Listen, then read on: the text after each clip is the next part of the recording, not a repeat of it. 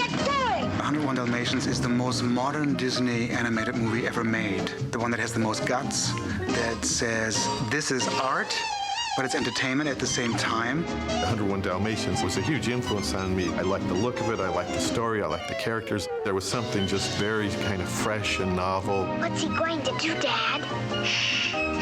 Let's just wait and see, huh? One thing that sets the movie apart from a lot of movies in the Disney canon is it's a contemporary story made to play in that time period. And the cool thing about it is that it's contemporary to this day. It's contemporary in a classical way.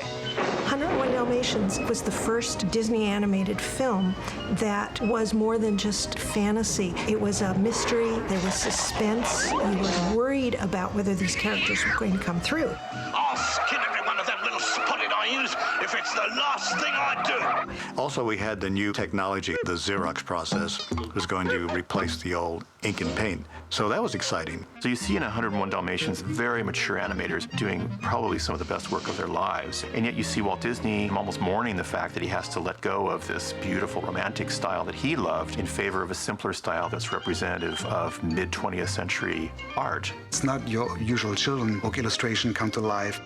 It's Picasso coming into Disney. Still, our hearts are touched, and I'm very, very lucky that I was part of something so wonderful.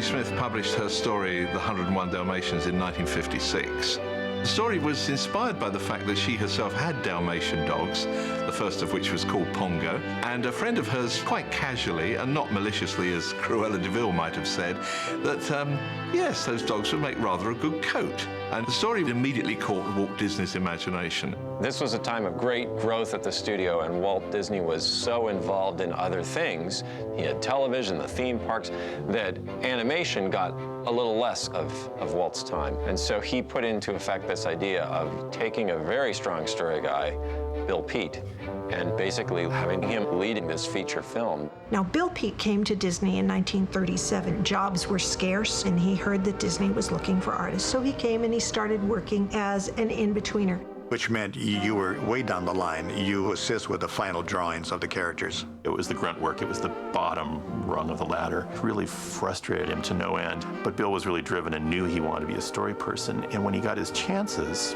like on Dumbo, some amazing scenes in Dumbo when the little elephant's getting a bath and his mother is bathing him. It was beautifully drawn, no dialogue, beautifully laid out by Bill Peet. And then later, you know, his work is seen in pretty much every Disney movie. And he became this very senior story person.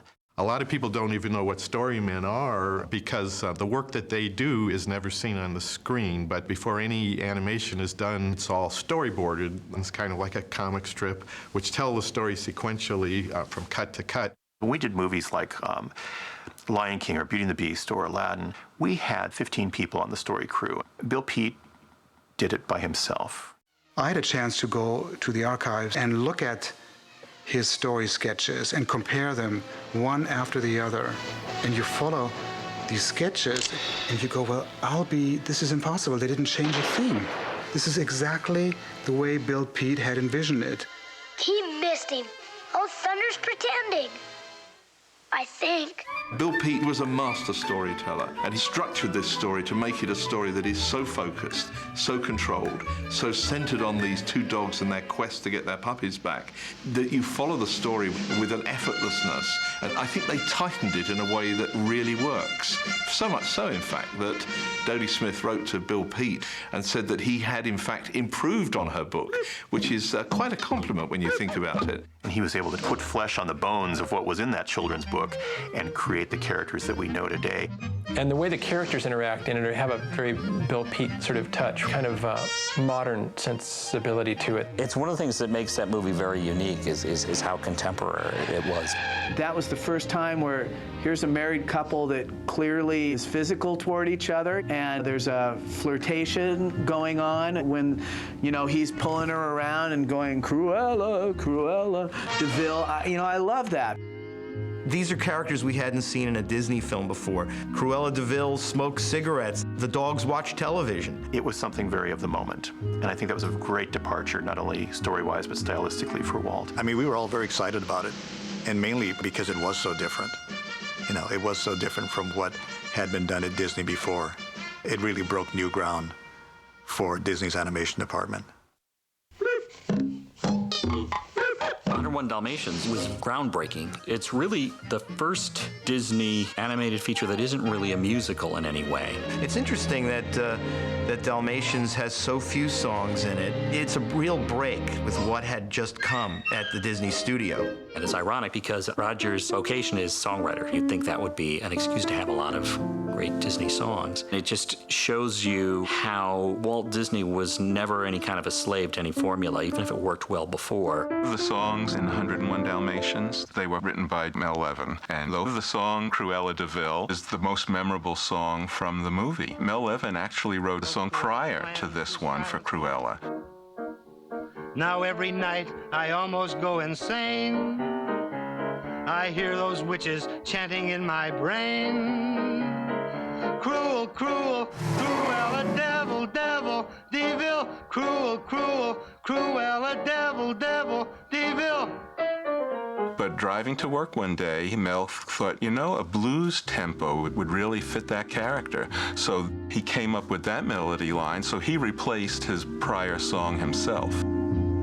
You come to realize you've seen her kind of eyes, watching you from underneath a rock. The last song was Dalmatian Plantation was exchanged because Bill Peet wanted a different version of it. Bill Peet wanted to end the movie with a song that emphasized rhymes, and so he asked Mel to replace the song he had written. With all of our remuneration, our station seems truly sublime. At my occupation, I'll find inspiration with no obligation to time. So Dalmatian Plantation number 1 was replaced by Dalmatian Plantation number 2. Dalmatian Plantation.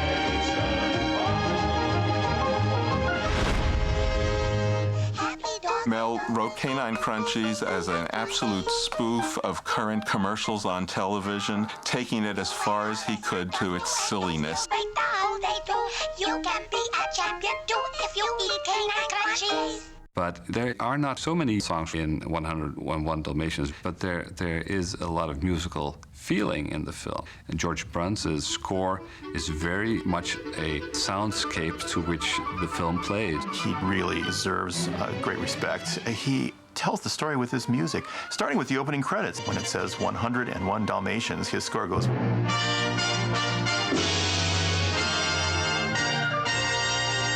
And of course, later in the movie, when Cruella shows up and starts to notice that all the Labradors in the scene might be Dalmatians, he writes this incredibly suspenseful cue that echoes the water drops coming off of the roof.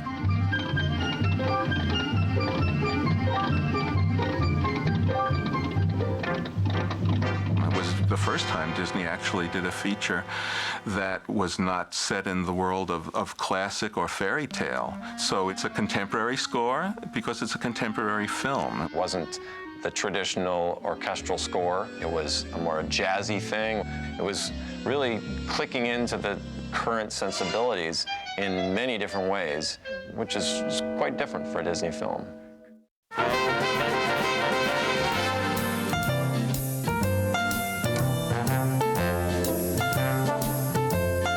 Well, for years, Disney films had been inked and painted by hand.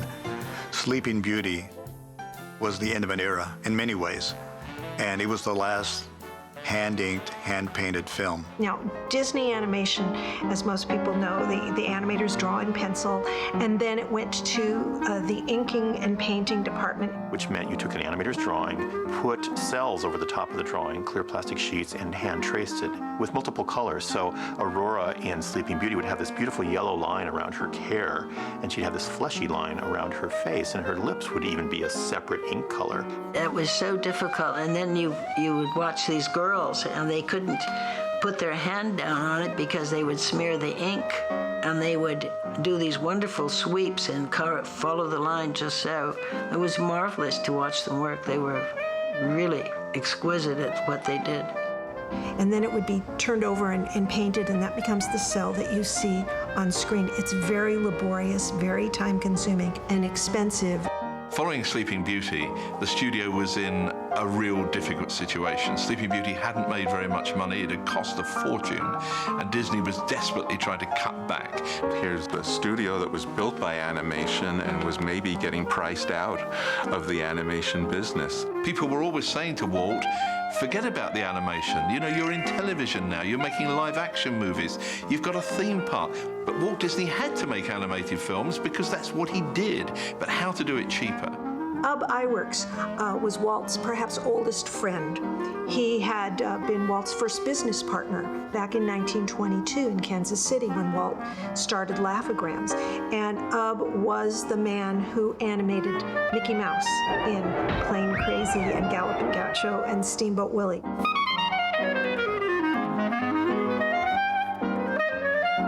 He was also a mechanical genius. Ub Iwerks invented a lot of things which were of vast importance for the studio, like the multiplane camera, which gave depth to the films, like the sodium screen process to be able to marry together the elements in live action and animation elements, like you see, for instance, in Mary Poppins. Well, my dad, Ub Iwerks, got to thinking about how could we save some money? And one of the things that occurred to him is that the Xerox process, which they were coming out with these little copiers on the market, that maybe he could transfer an image onto a cell as opposed to a piece of paper. So he went out and did some experimenting, and it seemed to work fine. So the Xerox process, pretty simple, operates like your average office copier, except in those days, the Xerox machine they used took up 3 rooms. You'd have a lens and an electrostatically charged plate, and the lens would take a picture of the drawing and transfer it to that plate. The plate would get dipped in toner, and then the toner would be transferred to a clear cell. We started using it sneakily in Sleeping Beauty, and it was in the dragon sequence. Thou sword of truth, fly swift and sure, that evil die and good endure. We wanted to do a test case to see how Xerox would work and how it would look on the screen. So they tried it out on a short called Goliath 2. I'll show ya, Pop!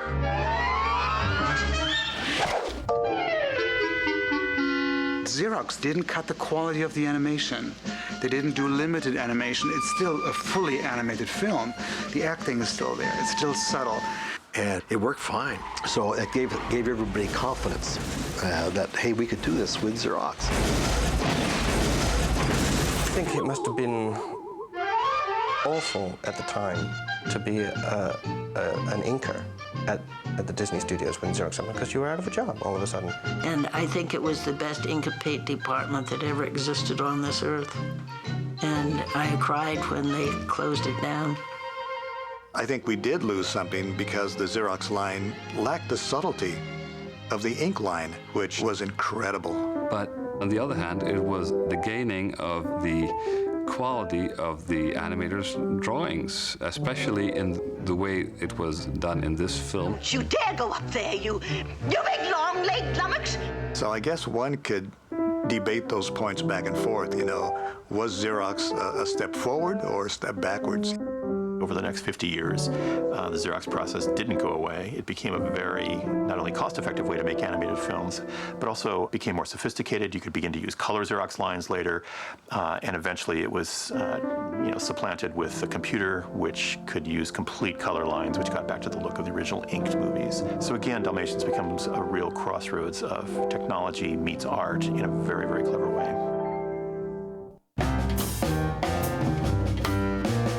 The Xerox worked well with the Dalmatians because they were black and white. You just needed a very easy outline of them, you know. There's a correlation between the characters themselves being Dalmatians that are black and white, and then the very strong black lines of the Xerox process that was used to transfer the animators' drawings onto cells. The animators loved the process because rather than passing through the hands of other people to interpret their line drawings, they were finally seeing what was on their drawing board put up on the screen. Well, we were delighted. The Xerox process was a delight, really, for the animator. At least we felt at the time, because this is the first time we ever saw our drawings directly onto the screen. You old rascal! There was apparently an interoffice memo that went around at Disney saying, please make your drawings neat. Don't show your construction, your roughs underneath there, because whatever those drawings are going to go right onto the screen. So the assistants had to go through and clean up the drawings.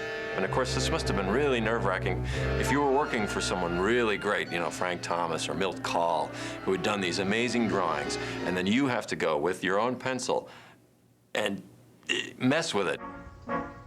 Milt Kahl became militant about the people following them up, reducing the rough lines. Milt made them kind of stay away from that. So in some Milt Kahl scenes, you actually start to see glimpses of construction lines. I've heard stories of Milt Kahl exploding because somebody changed his drawings. And as time went on, Milt was able to hold on more and more to his exact drawing. Several of the 9 old men worked on 101 Dalmatians. Wolfgang Reitherman, who later was to direct The Sword in the Stone and then The Jungle Book, directed The Twilight Bark, one of the most magical scenes in the film. Humans have tried everything. Now it's up to us dogs. The Twilight Bark. I'll sound the alert! One of the first dogs that picks up on the Twilight Bark alert is this little Scottish Terrier, and it's Jock from Lady and the Tramp. And the first moment you see him, it's the original cleaned up drawing, which was then inked and painted. Then he transitions into a little bit more of the rougher, looser styling. And we pass along and we see a pet shop. And in the pet shop are Bull and Peg from Lady and the Tramp. And just before the scene leaves, Lady comes into the picture. So it's really fun to look for. Wooly was famous for reusing footage. He would reuse anything. In fact, everybody was aghast when he wound up using Snow White and the Seven Dwarfs in the dance sequence in Robin Hood. And it was like, oh my God, you wouldn't. It's not done extensively in this, but Wooly was very proud of his knowledge of old Disney animation and how it might apply within the context of a new production.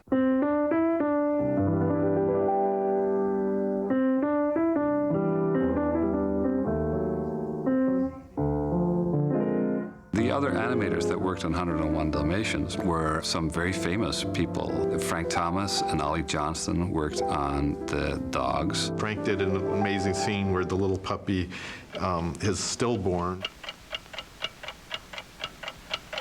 And that's incredible subtle animation. Look, Pongo. There's a scene which Ollie Johnson often talked about, which was where Perdita hides from Cruella de Vil under a stove in the kitchen. And the whole scene is conducted with Perdita in the corner. She can scarcely move. It's wonderful animation. So it was very restrictive as far as action. You couldn't move her head much or anything, but in the end, I think that was the best way to handle the sequence. Oh, Pongo. And what moves we did put on them, I think paid off, and particularly the little one at the end where he gives her that little kiss. We've always felt that touching was very important in animation, and taking these little pencil drawings and having them touch has a big impact on the audience if it's done right. And Milt Kahl did Anita and Roger. Actually, Anita had actually been done by somebody else, and it was in the picture for a while, and Walt looked at it and said, we got to redesign her. And who did they give it to? Milt, of course.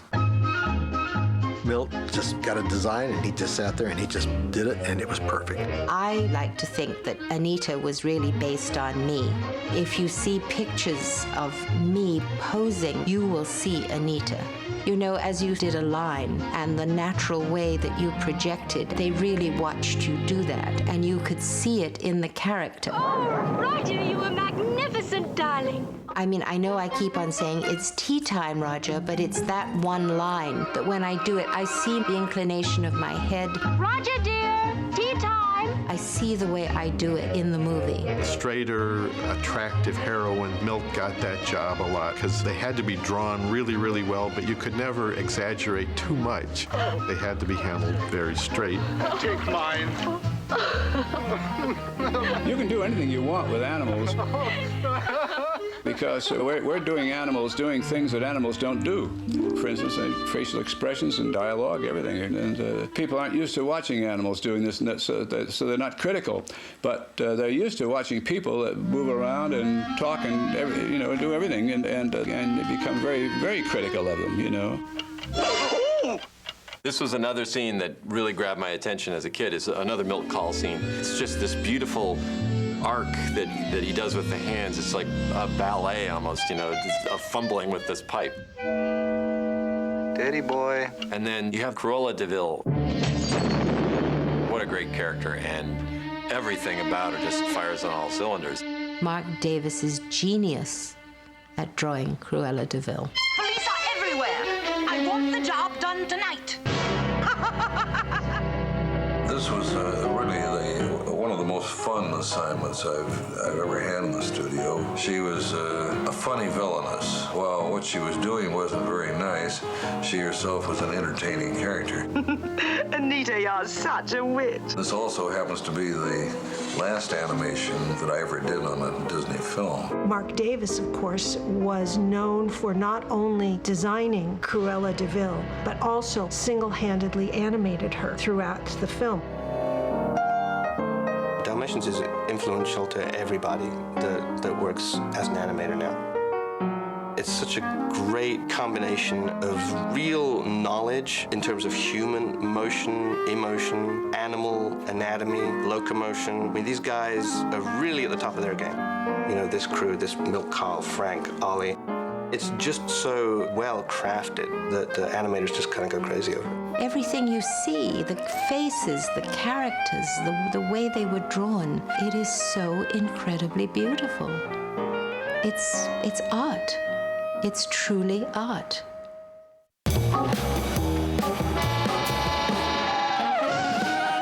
The way the cars are animated in the movie is so funny because they have personalities.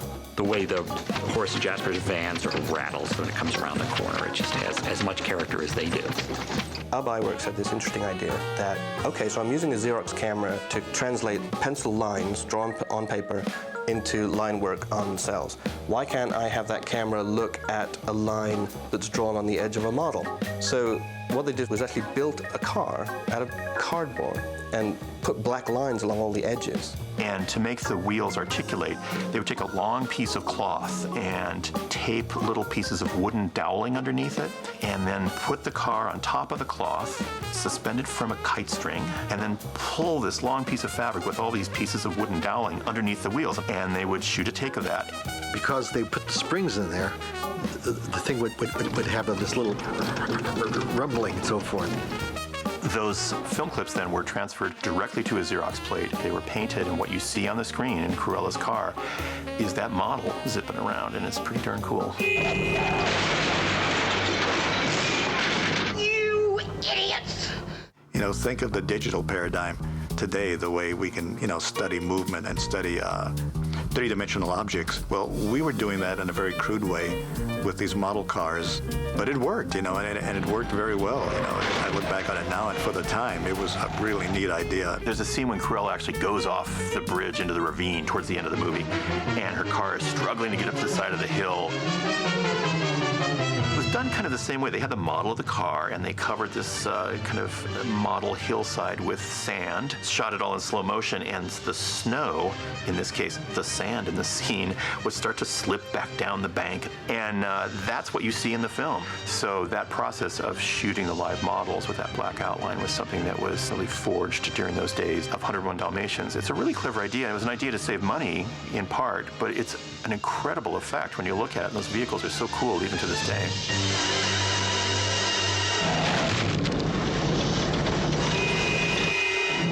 We also had a unit, actually, that did just the spots.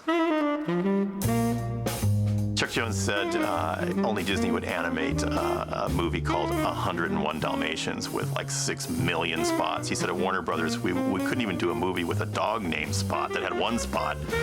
So it was a pretty crazy idea to do 101 Dalmatians. Now, you have all these statistics that the puppies had 32 spots and Pongo had 76 and Perdita had, I think, 69 or something like that. It adds a lot of work to do this. So a crew had to go and actually draw all that.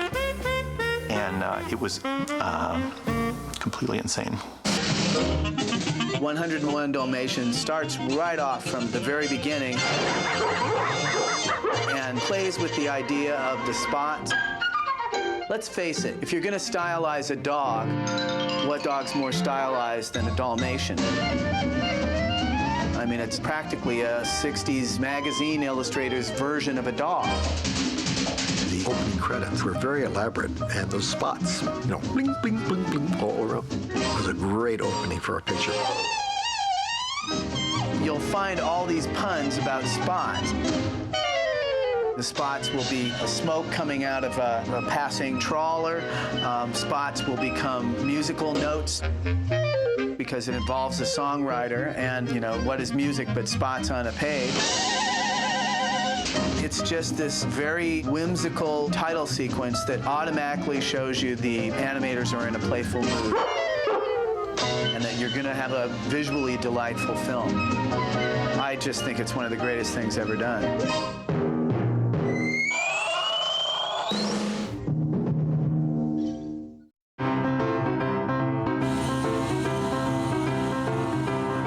Xerox process was designed somewhat to save money, but for whatever reason, and I don't actually know if it was planned or not, I think this whole Xerox process was perfect for this story and this movie. It sprung partially out of necessity, but it forced them to make a lot of really good choices, and I give the lion's share of that credit to Ken Anderson for that. Ken Anderson was a design genius, going all the way back to the Silly Symphonies. He had his big breakthrough on Ferdinand the Bull. He just had certain ideas of how they should be painted, and it was a little bit more involved than some of the earlier Silly Symphonies. And the overall art director said, Walt is going to hate this. We never had colorful backgrounds like this. But Walt loved those backgrounds. Ken Anderson in 101 Dalmatians brought a whole different look, very angular and abstract. It's very modern in its look.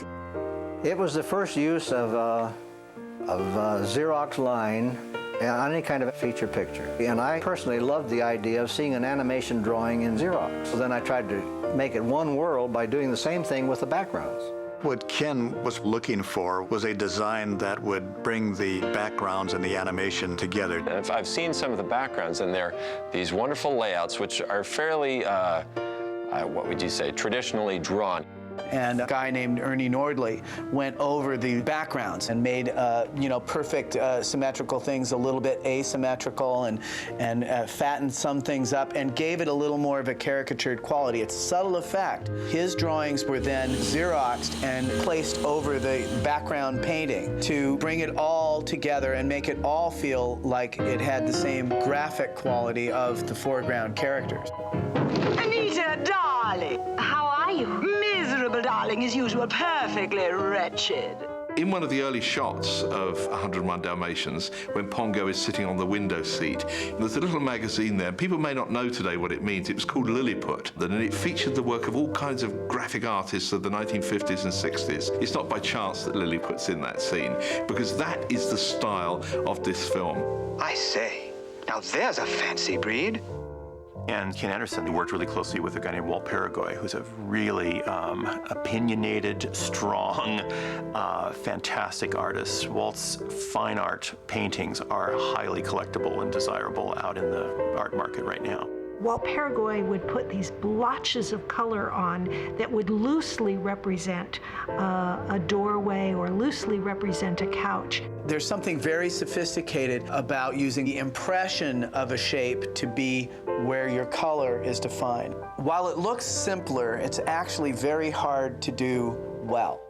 And Walt Paragoy had a real knack for that. And I think Ken Anderson recognized that in Paragoy and let him go to town. His personality was so off the wall that he couldn't be confined to painting very neat, precise images. And that's what came out in his work. Ken Anderson said I was the guy that was going to do style.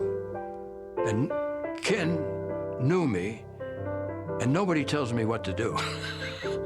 If I wanted to wipe out a line, I'd wipe out a line. Nobody controlled what the finished product is, because the backgrounds were mine. And I think what Ken Anderson, Walt Paragoy gave us with Dalmatians really fit that story.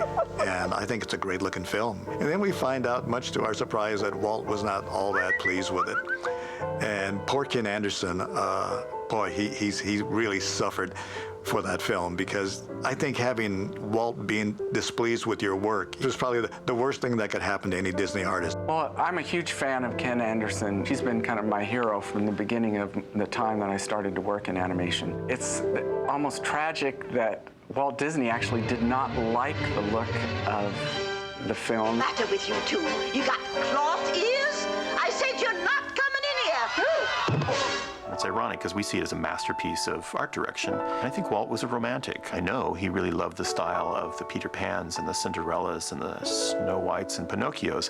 And I think Walt probably mourned the fact that he was losing this lush, beautiful tapestry kind of look to his films. And Walt Disney never quite forgave Ken until the very end of his life. Walt came into the studio, and I was so grateful and glad to see him. I said, gee, it's good to see you, Walt. He said, Ken, it's sure good to be here. And then he looked at me and penetratingly with the eyes, and I knew that he was forgiving me for this thing I had done on the Dalmatians. He didn't say anything, but I know I was forgiven. That as far as he was concerned, it wasn't so bad after all. So it meant a lot to me. And then I found out, of course, 2 weeks later he was gone. Audiences love Dalmatians, and critics love Dalmatians. They found it unpretentious, and it got among some of the best reviews of any Disney feature since Dumbo. They're all here, the little dears. It's a miracle. Right, what a wonderful Christmas present. We look at it now, we wouldn't want it any other way. It's the way it should be. 101 Dalmatians was enormously successful. So in that sense, I think it really kind of helped the medium through a kind of a difficult period. There was something just very fresh about it that got people excited again. Sometimes you can take the medium for granted, especially with the excellent work that was done film after film after film. And then sometimes something new comes along and kind of reinvigorates things. And I think 101 Dalmatians did that. I love Dalmatians, personally. I think it's wonderful. I thought it was a great picture. I really did. Dalmatians seemed to be the right film at the right time, and it just pushed the studio forward in a new direction. And it was great being there, and it was great working on that film, and it was great watching all of this, happen, right before you. It was a great time. It's part of my life, and I didn't realize the degree of the magic that I was involved in at the time I made the movie. I'm very, very lucky to have that. I feel like it is a legacy that I was part of something so wonderful. 101 Dalmatians remains, even though it's 40 years later, it remains as contemporary as it ever was. It's one of the most casual and lighthearted of all the Disney movies. And I think that's one of the things that makes it so entertaining decade after decade and for decades to come. I'm sure my grandchildren will be watching this movie and delighting in it the way I did when I was 2 and it was brand new. So it's nice to know that it goes on and on.